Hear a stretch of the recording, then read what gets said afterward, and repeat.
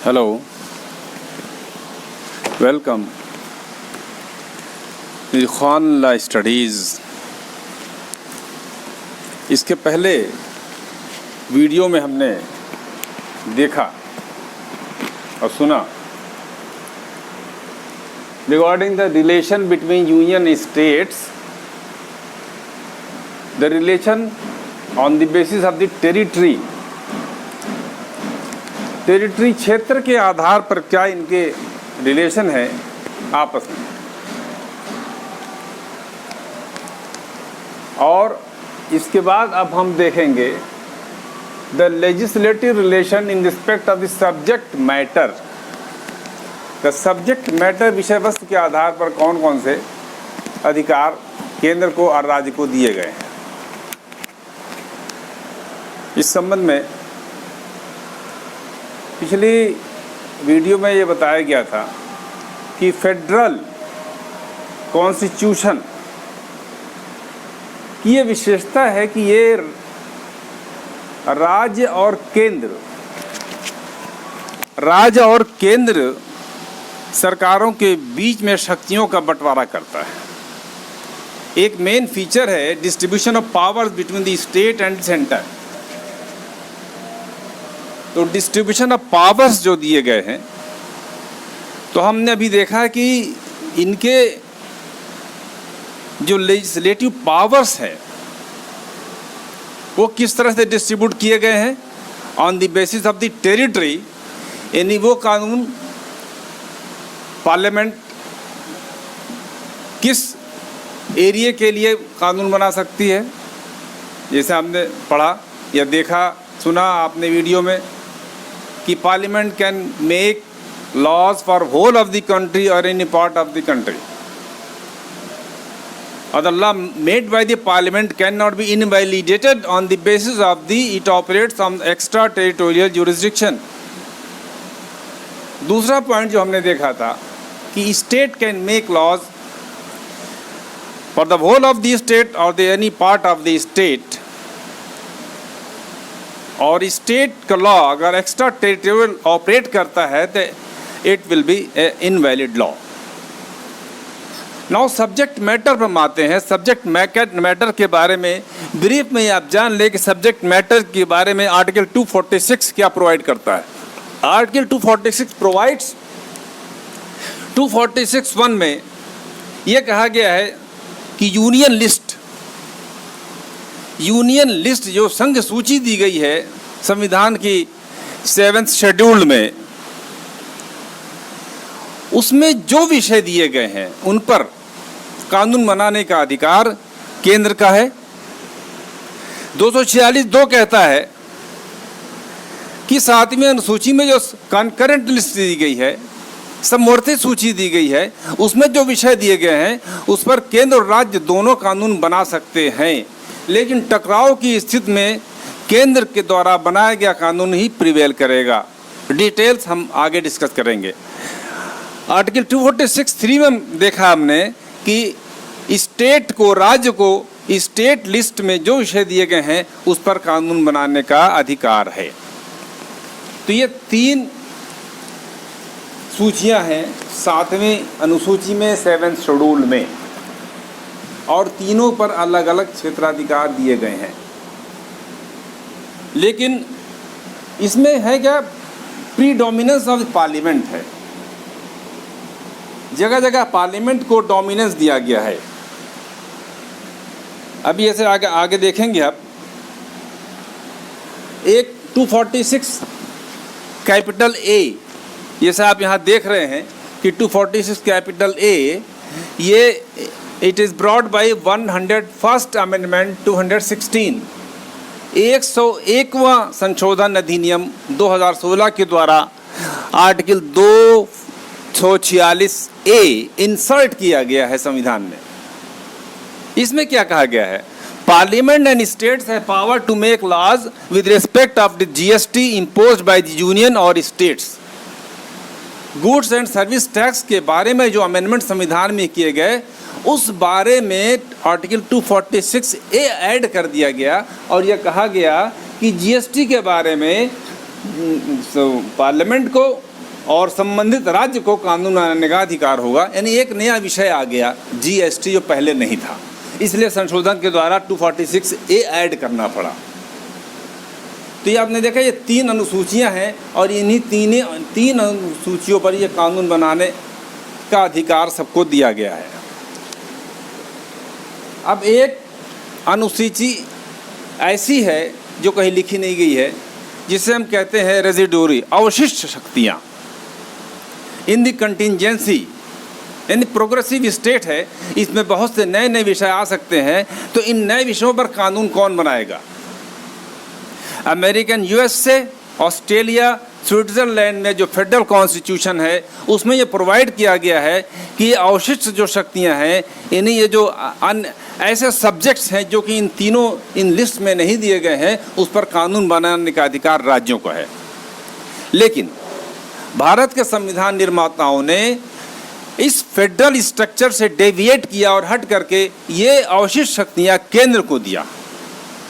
यानी अगर ऐसा कोई विषय है जो कि केंद्र की सूची में नहीं है, राज्य की सूची में नहीं है, समवर्ती सूची में नहीं है, कोई नई समस्या पैदा होती है, तो उस पर कानून बनाने का अधिकार आर्टिकल 248 केंद्र सरकार को देता है। यानी पार्लियामेंट कैन मेक लॉ। ये 3 अनुसूचियां आपने देखा कि इसमें जो जो विषय वस्तु रखी गई हैं, उन विषयों पर अलग अलग विधानमंडलों को अधिकार दिए गए हैं कानून बनाने के। एक है कॉन्करेंट, दोनों के बीच की सूची कि राज्य विधानमंडल और केंद्रीय विधानमंडल दोनों का अधिकार है।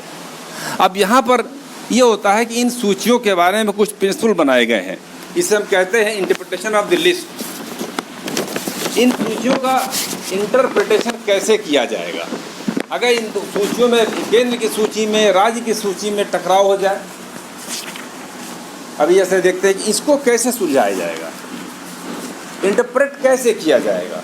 तो इंटरप्रिटेशन के लिए जो रूल्स बनाए गए हैं, उस रूल्स में आप देख लीजिएगा कि इनके कुछ सिद्धांत बनाए गए हैं, जिसे आप कहते हैं, पहला प्रिंसिपल है predominance of the union list. हमेशा संघ सूची को ही प्रधानता दी जाती है। जैसे कि कहते हैं कि ये आर्टिकल 246 जब हम पढ़ते हैं, तो आर्टिकल 246 जब हम स्टार्ट करते हैं, ओपनिंग लैंग्वेज इसकी यह है कि notwithstanding anything in class 2 and class 3, parliament has exclusive power to make laws with respect of any of the matters enumerated in the list 1। Notwithstanding, यानी उपधारा 2, उपधारा 3 है, किसी बात के होते हुए भी पार्लियामेंट को सूची संख्या 1 में दिए गए विषय वस्तु पर कानून बनाने की अधिकारता दी गई है। अब यहाँ पर सवाल होता है कि अगर ओवरलैप करता है between the state list and the union list, कोई लॉ ऐसा बनता है जो कुछ यूनियन लिस्ट में भी है, कुछ स्टेट लिस्ट में है, और दोनों ओवरलैप कर रहे हैं, law made by the parliament, law made by the state assembly, तो क्या होगा? या conflict between the state list and conflict between the concurrent list पैदा होता है, तो क्या होगा? इन दोनों परिस्थितियों में, पहली स्थिति में जहां राज्य सूची और संघ सूची में कहीं पर भी अगर टकराव आता है, तो संघ सूची को प्रधानता दी जाएगी, यानी पार्लियामेंट का कानून ही मान्य होगा। इसी तरह राज्य सूची और समवर्ती सूची के बीच में टकराव होने की स्थिति में जो समवर्ती सूची है उसको प्रधानता दी जाएगी। इससे रिलेटेड एक आर्टिकल 256 है। आर्टिकल 256 ये कहा है कि केंद्र राज्य को निर्देश दे सकता है कि वो अपने कार्यपालिका शक्तियों का प्रयोग इस प्रकार करे कि केंद्रीय के द्वारा बनाए गए, संघ के द्वारा बनाए गए कानूनों का अनुपालन सुनिश्चित किया जा सके, उसमें कोई रुकावट न पैदा की जाए। तो 256 में केंद्र एक डायरेक्शन इशू कर सकता है स्टेट को, जिसके बारे में कहा गया है it is applicable when state law in pith and substance a law relating to an entry of the concurrent list on which parliament has legislated a law। 256 के निर्देश कर जारी। तो इस एग्जाम्पल दिया गया है कि कोई राज्य ने कोई ऐसा कानून बनाया है जो सारता पिथ एंड सब्सटेंस, जब उसकी हम रियलिटी में देखते हैं, उसकी सार देखते हैं, तो दरअसल वो उस विषय पर है, वो विषय जो कि कंकरेंट इसमें है, और उसी विषय पर केंद्र ने पहले ही से कानून बना रखा है। तो अगर समवर्ती सूची के किसी विषय पर केंद्र ने पहले से कानून बना रखा है और राज्य भी इस पर कानून बनाता है, तो प्राइमा फेसी जो पहली बात ये समझ में आएगी कि ये जो पार्लियामेंट कर रहा है ये प्रिवेल करेगा। दूसरा प्रिंसिपल इंटरप्रिटेशन के लिए है कि कहा गया ये इंक्रीजिंग प्रविष्टियों का जो इंटरप्रिटेशन है it must be very wide, broad interpretation होना चाहिए, हार्मोनियस कंस्ट्रक्शन होना चाहिए। कोर्ट्स न्यायालय को ये चाहिए कि यदि संघ सूची, राज्य सूची या राज्य सूची और समवर्ती सूची पर बनाए गए कानूनों में कोई टकराव आता है तो उन इंट्रीज की इंटरप्रिटेशन इस तरह से करें कि दोनों में रिकॉन्सिलिएशन हो जाए और दोनों को प्रभाव दिया जा सके, जिसे हम कहते हैं harmonious construction. Court should try to reconcile the entries and bring harmony between them. इसी से निकलता है पिथ एंड सब्सटेंस। एक सिद्धांत निकला है पिथ एंड सब्सटेंस, सार तत्व का सिद्धांत। इसमें ये देखा जाएगा कि राज्य सरकार ने जो कानून बनाया है उसका ट्रू ऑब्जेक्ट क्या था, उसका उद्देश्य क्या था। क्या वो कानून जो उसने बनाया वो उस विषय पर था जिस पर कानून बनाने के लिए राज्य विधानमंडल सक्षम थी। It was within the competence of the state legislature which enacted it. If it is so, यानी ऐसा है कि राज्य ने जो कानून बनाया है वो उसकी क्षमता के अधीन है, यानी उसकी सूची जो राज्य सूची में है उस विषय से रिलेटेड है, तो इंसिडेंटली अगर वो किसी और सूची के किसी विषय को टच करती है, कोई विषय उसकी टच में आता है, इंसिडेंटली उसे टच करती है, तो ये माना जाएगा कि राज्य के द्वारा जो कानून बनाया गया है ये वैलिड लॉ है। यानी यहाँ देखा जाएगा what was the true sense, true object of the legislation. तो इंसिडेंटली अगर कोई मैटर इसमें आ जाता है तो इससे ये कानून अवैध या अल्ट्रा वायरस नहीं हो जाएगा। जैसे इससे रिलेटेड बहुत पुराना केस है P K Mukherjee versus bank of Khulna. P K Mukherjee bank of Khulna में प्रॉब्लम क्या था, Bengal money lenders act 1946, Bengal विधानमंडल ने कानून बनाया जिसमें ये निश्चित किया कि जो मनी लेंडर्स हैं, जो महाजन हैं, जो पैसा उधार देते हैं, उन्हें एक लिमिट तय कर दी कि वो कितना पैसा सूद के रूप में ले सकते हैं।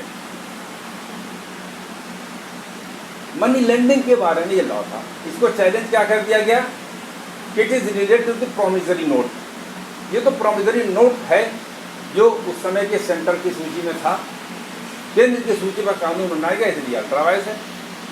प्री काउंसिल ने क्या कहा कि नहीं, ये it was related to money lending which was a state subject. ये मनी लेंडिंग से रिलेटेड था और इंसिडेंटली अगर ये सेंटर की किसी सूची को टच करता है तो ये अल्ट्रा वायरस नहीं होगा। यानी the law was in pith and substance relating to money lending which was state subject, therefore the law was a valid law. फिर ये टेस्ट करना है कि जो कानून बनाया गया है कि इसका ट्रू इंटेंशन क्या था, विधानमंडल की कॉम्पिटेंस में था कि नहीं। एक नया सिद्धांत निकाला गया, वो क्या है, कहते हैं कलरेबल लेजिस्लेशन। खत्म, कानून का सार तो कुछ और है लेकिन इस पर एक रंग चढ़ाया गया है, यानी ये जैसा दिखने में है वैसा नहीं है। कहा जाता है thing is colourable which is at in appearance only, not in reality what it purports to be. Only in appearance है, इन रियलिटी वो चीज नहीं है जो ये बताना चाह रहा है। ये किस पर सिद्धांत है आधारित? You can not do indirectly anything which can you can not do directly. यानी जो चीज़ आप डायरेक्टली नहीं कर सकते हैं वो कार्य आप इनडायरेक्टली भी नहीं कर सकते। It relates to the competence of the legislature. विधानमंडल की सक्षमता से रिलेटेड है ये। क्या विधानमंडल सक्षम था? अगर विधानमंडल उस विषय पर कानून बनाने के लिए सक्षम नहीं था तो उसको कोई रंग चढ़ा दिया जाए, कितना उसको कलर किया जाए, तो न्यायालय ये देखेगा तो what was the true object of that law. तो अगर ये सक्षम विधानमंडल सक्षम नहीं था तो ऐसा कानून अल्ट्रा वायरस घोषित कर दिया जाएगा। ये अब एक लॉ और आता है इसी से रिलेटेड, रिपग्नेंसी। आर्टिकल 254 254 यानी एक दूसरे में जो अगर राज्य के द्वारा कोई बनाई गई विधि, केंद्र द्वारा कोई बनाई गई विधि, इन दोनों में कोई टकराहट आती है, ये एक दूसरे से रिपग्नेंट है, तो क्या होगा? 254 क्या कहता है कि संसद द्वारा बनाई गई समवर्ती सूची पर कोई विधि चाहे राज्य विधि के पहले बनाई गई हो या उसके बाद बनाई गई, वही अधिभावी होगी और राज्य की विधि विरोध की सीमा तक शून्य होगी। अब यहाँ प्रीडोमिनेंस ऑफ यूनियन लिस्ट फिर आ गया, प्रीडोमिनेंस ऑफ पार्लियामेंट आया, पावर ऑफ पार्लियामेंट डोमिनेट कर रहा है कि समवर्ती सूची पर बनाया गया पार्लियामेंट के द्वारा कोई कानून, चाहे वो राज्य के द्वारा बनाए गए कानून के पहले बना हो, चाहे राज्य के द्वारा बनाए गए कानून के बाद बना हो, तो संसद द्वारा बनाया गया जो विधि है वही प्रभावी होगी। 254(2) में इसका एक अपवाद दिया गया, वो कहता है if a state law which is repugnant to a central law, यानी कोई राज्य की विधि है जो कि असंगत है संसद की किसी विधि से और उसे राज्यपाल के द्वारा सुरक्षित कर लिया गया है राष्ट्रपति की सहमति के लिए। एक विषय है कॉन्करेंट लिस्ट का जिस पर संसद की विधि है, उसी विषय पर राज्य सरकार ने ये कानून बनाया और राज्यपाल ने राष्ट्रपति की अनुमति लेने के लिए उसे सुरक्षित कर लिया और बाद में राष्ट्रपति की सहमति भी मिल गई एंड रिसीव्ड हिज असेंट। केंद्र की कानून होते हुए राज्य के द्वारा बनाए गए कानून को अगर राष्ट्रपति की सहमति प्रदान कर दी जाती है तो ऐसी स्थिति में ये विसंगति के रहते हुए भी राज्य की विधि मान्य हो। ये इसका एक एक्सेप्शन, एक अपवाद ये दिया गया। तो ये टॉपिक भी बहुत लंबा है, लेकिन इसको हम यहीं पर आपको क्लोज करते हैं कि हमने देखा है कि ये it is a legislative relation in respect of the subject matter. Subject matter कहाँ दिए गए हैं? 3 सूचियाँ दी गई हैं संविधान में। संघ सूची 97 विषय, कॉन्करेंट लिस्ट सूची 66 विषय, state list 47 subject and 246A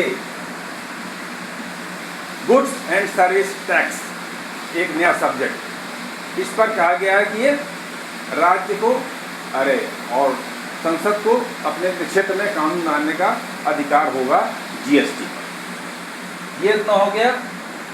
और ये इसके बाद 248 कहता है कि अवशिष्ट शक्तियाँ जो है केंद्र को प्राप्त होंगी, रेजिडुअरी पावर संसद की जाएंगी। और ब्रीफ में जान लिए कि इन सूचियों को का इंटरप्रिटेशन कैसे किया जाएगा। तो लॉ क्या है? Predominance of union list. हमेशा यूनियन लिस्ट और केंद्र सरकार के द्वारा जो बनाया गया कानून है वही प्रीडोमिनेट करेगा। और दूसरा कहा गया कि ऐसे टकराव की सूरत में, केंद्र और राज्य के कानून में टकराव की सूरत में न्यायालय का कर्तव्य है कि वो दोनों जो कानून बनाए गए हैं उसमें हारमोनियस कंस्ट्रक्शन करे, उन दोनों में इस तरह से उसके इंटरप्रिटेशन करे कि दोनों को प्रभाव दिया जा सके। हारमोनियस कंस्ट्रक्शन करेगा। ऐसी से दो सिद्धांत निकले गए ये टेस्ट करने के लिए कि क्या राज्य की क्षमता में वो कानून बनाना था कि नहीं। तो इसके लिए देखा जाएगा कि उस कानून का सब्सटेंस क्या है, क्या लॉ जो स्टेट ने बनाया है सब्सटेंशियली वो उसकी क्षमता के अंदर है, वो राज्य सूची के अंदर आता है अथवा नहीं है। फिर दूसरा सिद्धांत निकाला गया टॉलरेबल लेजिस्लेशन, यानी यहाँ भी देखा जाएगा कि कॉम्पिटेंसी ऑफ स्टेट थी कि नहीं, स्टेट लेजिस्लेशन को पावर था कि नहीं था। अगर उसे पावर नहीं था तो उस कानून को चाहे कितना वो कलर दे दे, उसको रंग दे, यानी देखने में तो लगे कि वो स्टेट लिस्ट पे है, लेकिन रियलिटी में वो उस सूची से रिलेटेड ना। इसके लिए सिद्धांत निकाला गया टॉलरेबल लेजिस्लेशन, और बेस्ड ऑन द डॉक्ट्रिन है you can not do indirectly by what you can not do directly. ये पूछा जाता है ये सिद्धांत कहाँ से आया कि जो कार्य आप प्रत्यक्ष रूप से नहीं कर सकते उस कार्य को आप अप्रत्यक्ष रूप से भी नहीं कर सकते। नेक्स्ट वीडियो में हम देखेंगे कि कहाँ कहाँ प्रीडोमिनेंस ऑफ पार्लियामेंट है, कहाँ कहाँ राज्य की सूचियों पर केंद्र को कानून बनाने का अधिकार दिया गया है। इसको हम नेक्स्ट वीडियो में डिस्कस करेंगे। होप ये बात आपको समझ में आई होगी। अगर कोई प्रॉब्लम है तो आप फिर कमेंट बॉक्स में लिखें, नेक्स्ट वीडियो में उसका एक्सप्लेन करेंगे।